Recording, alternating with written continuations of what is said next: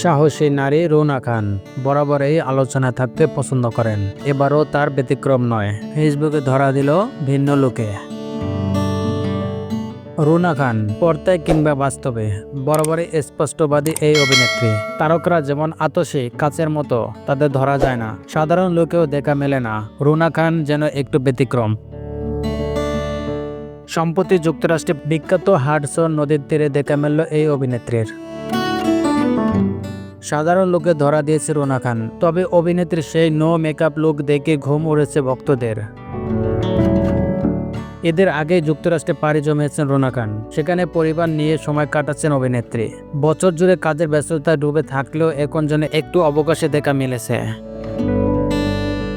বুধবার 11 জুন নিজের ফেসবুক প্রোফাইলে কতগুলো ছবি শেয়ার করেছেন রুনা খান। যুক্তরাষ্ট্রের হাডসন নদীর পাড়ে একটি শর্ট প্যান্ট ও টি শার্টে দাঁড়িয়ে আছেন এই অভিনেত্রী। হাস্যোজ্জ্বল রুনা খান সাধারণ লোকে নজর কেড়েছে ভক্তদের।